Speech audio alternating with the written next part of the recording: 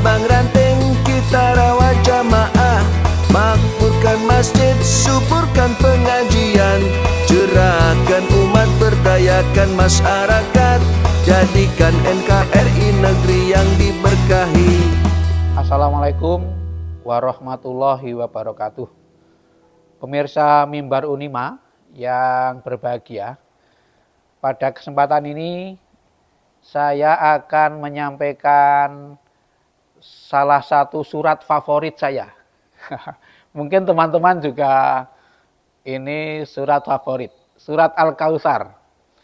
A'udzubillahi minasyaitonirrajim. Bismillahirrahmanirrahim. Inna a'tainakal kautsar fasholli lirabbika wanhar. Inna syani'aka huwal abtar. Sungguh kami sudah memberikan kenikmatan yang banyak kepadamu. Surat ini diturunkan oleh Allah kepada Nabi Muhammad SAW justru pada saat Nabi Muhammad itu sedang berduka. Karena antara lain putranya yang laki-laki meninggal dunia.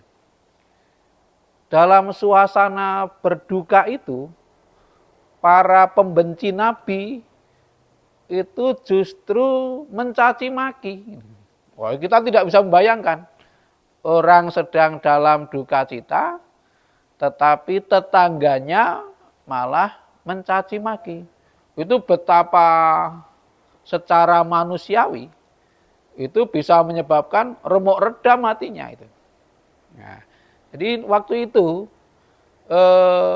Abu Jahal dan kawan-kawannya itu mengatakan, tamat riwayat kamu Muhammad, karena tidak ada yang meneruskan perjuanganmu, tidak ada yang meneruskan dakwahmu. Bahkan mereka mengatakan, besok kalau kamu mati, tidak ada yang mengganggu berhala lagi. Nah, itu yang mereka sampaikan. Nah, secara manusiawi itu kan sulit dibayangkan. Tetapi Allah justru mengatakan bahwa kenikmatan yang diberikan oleh Allah itu sudah sangat banyak. Apa itu? Ya diantaranya berupa agama Islam itu. Ada Al-Quran, ada hidayah, ada kebenaran, dan lain-lain. Nah, seolah-olah Allah SWT mendorong kepada kita sekalian supaya kita dalam hidup ini fokus kepada faktor-faktor yang positif. Jangan terlalu risau dengan faktor-faktor yang negatif. Sebab kalau kita hanya fokus pada yang negatif, menjadikan hidup tidak produktif. Dan pada kenyataannya memang kalau mau jujur itu antara kenikmatan dan penderitaan itu ya lebih banyak penderitaan. Nah, maka jangan melihat rembulan hanya dari sisi gelapnya. Nah, kalau kita itu melihat rembulan hanya dari sisi gelapnya, ya akan cenderung hidupnya patah semangat. Tapi kalau melihat dari sisi positifnya, maka akan membuat hidup jadi produktif. Nah, inilah bedanya pandangan hidup Islam dengan pandangan hidup non-Muslim. Maksudnya non-Muslim itu pada waktu itu adalah Abu Jahal dan kawan-kawan. Kalau orang Islam itu pandangan hidupnya adalah keberlangsungan nilai, bukan keberlangsungan faktor-faktor primordial. Nah, kalau faktor primordial yang jadi pegangan, ya memang selesai. Begitu Nabi itu wafat, putranya yang laki-laki tidak ada yang meneruskan, seolah selesai. Tetapi yang tidak dibayangkan oleh Abu Jahal dan kawan-kawan adalah, jebulnya ada Muhammadiyah yang meneruskan Nabi Muhammad itu. Karena penerus Nabi Muhammad namanya Muhammadiyah. Seluruh umat Islam di dunia ini ya Muhammadiyah. Karena apa? Karena menjadi pengikut Nabi Muhammad SAW. Wah, itu yang tidak terbayangkan oleh mereka. Sebab memang yang diajarkan, yang didakwahkan oleh Islam adalah nilai-nilai kebenaran. Bukan faktor-faktor yang bersifat fisik, bukan faktor-faktor yang bersifat primordial. Sementara dalam bayangan Abu Jahal dan lain-lain, itu ya kalau kekuasaan sudah tidak terpegang, ya selesai kita. Gitu.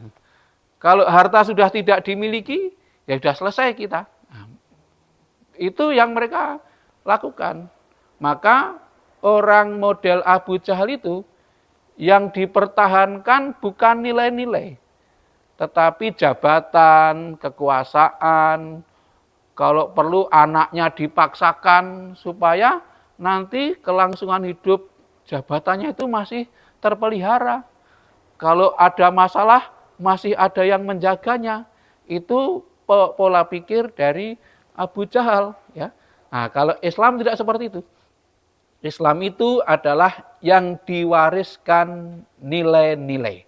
Yang diwariskan adalah kebenaran. Nah, sehingga tidak tergantung kepada orang, tetapi tergantung kepada keberlangsungan nilai. Kalau keberlangsungan nilai itu, nilai kebenaran, maka bisa diwariskan oleh siapapun kepada siapapun. Itulah yang terjadi pada agama Islam. Nah, pemirsa yang berbahagia, karena kita diperintahkan supaya fokus kepada nilai, fokus kepada penyebaran kerisalahan dan kerahmatan, atau dengan kata lain tugas kita sekarang adalah meneruskan tugas Rasul dalam aspek kerisalahan maupun kerahmatan, ya maka akan bisa berlangsung terus-menerus, bahkan sampai H-1 kiamat itu masih bisa dilaksanakan. Maka diperintahkan oleh Allah, fasholli lirabbika wanhar. Karena nikmat dari Tuhanmu itu demikian banyaknya, khususnya yang bernama nikmat hidayah itu, maka sholatlah untuk Tuhanmu dan berkorbanlah. Nah, itu sholat dan berkorban itu adalah untuk menjaga dan menjamin hubungan yang baik, hubungan yang nyaman dan tentram kepada Allah dan kepada seluruh umat manusia. Nah, dengan cara apa? Dengan cara kita melestarikan nilai-nilai kerisalahan, yakni ajaran Islam yang disampaikan oleh Nabi Muhammad SAW, terus kita sebarkan kepada seluas mungkin umat manusia. Sedangkan misi kerahmatan itu, bagaimana kehadiran Islam itu menjadi rahmat bagi seluruh alam semesta. Yang tidak mendapatkan rahmat tentu tidak bisa merahmati. Maka tugas kita adalah supaya kita mendapatkan rahmat Allah, sehingga kita bisa merahmati bagi seluruh umat manusia. Pemirsa yang berbahagia, inilah yang harus kita jaga bersama-sama, yakni sholat dan berkorban.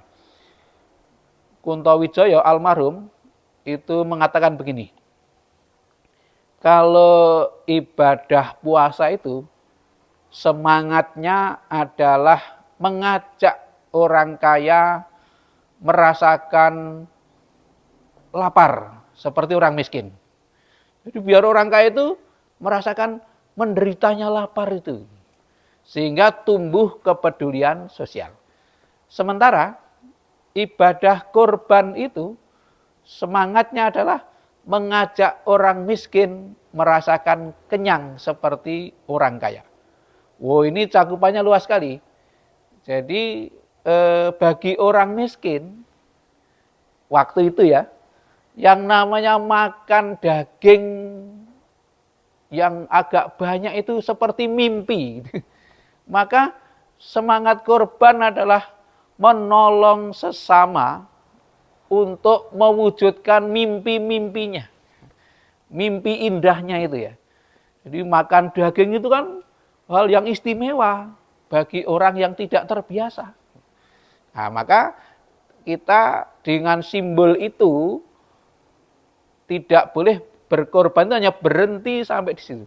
Tetapi membantu sesama, membantu orang-orang untuk mewujudkan mimpi-mimpinya.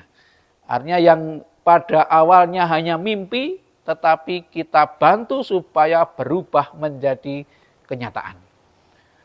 Orang yang tidak mampu menjadi sarjana itu impian gitu. Nah, maka tugas kita dalam aspek berkorban itu, kalau memang ada seperti itu, ya kita memberikan bantuan kepada sesama kita yang memang pengen jadi sarjana supaya bisa kuliah.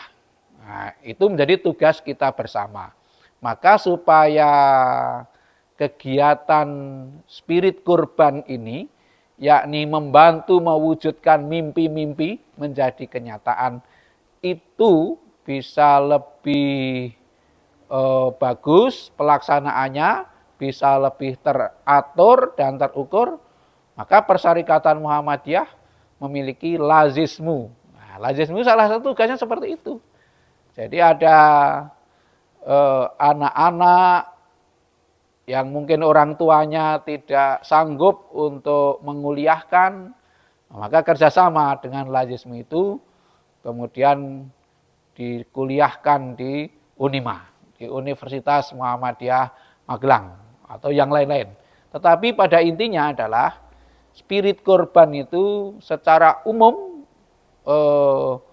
membantu masyarakat untuk mewujudkan mimpi-mimpi indahnya menjadi kenyataan. Nah, tentu dalam masyarakat wujudnya sangat beraneka ragam. Ada yang bermimpi pengen punya sepeda motor. Nah, itu kita bantu dengan pengorbanan secara bersama-sama oleh masyarakat. Ini bisa tiap individu membantu individu yang lain, atau bantuan itu kita lembagakan sehingga pembagiannya, menolongnya itu bisa lebih teratur dan terukur. Jadi pemirsa yang berbahagia, Islam mengajarkan untuk mewariskan nilai-nilai kebenaran agar tetap berlangsung sampai H-1 kiamat. Maka dakwah Islam juga tetap harus kita kerjakan sampai H-1 kiamat. Nah, supaya kita bisa dengan ringan menjalankan kewajiban ini, maka yang pertama kita lebih banyak melihat aspek-aspek positif dalam kehidupan ini, sehingga pikiran kita menjadi lebih jernih dan aktivitas kita lebih produktif. Ada dua kata kunci yang diperintahkan oleh Allah, yakni sholat dan berkorban. Bahasa anak mudanya itu, ya Robi, ya Lobi. Gitu. Jadi berkorban itu kan untuk mendekati sesama manusia dalam rangka mendekatkan diri kepada Allah. Kemudian yang terakhir, yang paling penting adalah kacamata Islam itu mewariskan nilai, bukan ditentukan oleh faktor-faktor primordial. Orang boleh datang silih berganti, artinya ada yang lahir dan ada yang mati, tetapi nilai-nilai kebenaran, hidayah itu tetap berlangsung. Tetapi orang yang bermental seperti Abu Jahal itu merasa putus keberadaannya ketika dia sudah mati. Gitu. Maka orang bermental Abu Jahal selalu ingin mewariskan kekuasaan, mewariskan jabatan kepada keturunannya, meskipun tidak pantas. Gitu. Itu orang-orang yang bermental Abu Jahal. Tapi orang yang bermental Islam tidak seperti itu. Jadi sekali lagi, Islam itu mewariskan nilai tidak tergantung kepada orang, tetapi tergantung kepada sistem. Nah, kalau sistem itu sudah jalan, siapapun yang memegang itu tidak ada persoalan. Oleh karena itu, mari kita terus jalankan tugas dakwah mengemban misi kerisalahan dan misi kerahmatan. Mudah-mudahan kita semakin bermanfaat hidupnya bagi sesama manusia. Billahi taufik wal hidayah, nasrul minallah wa fathun qarib. Assalamualaikum warahmatullahi wabarakatuh.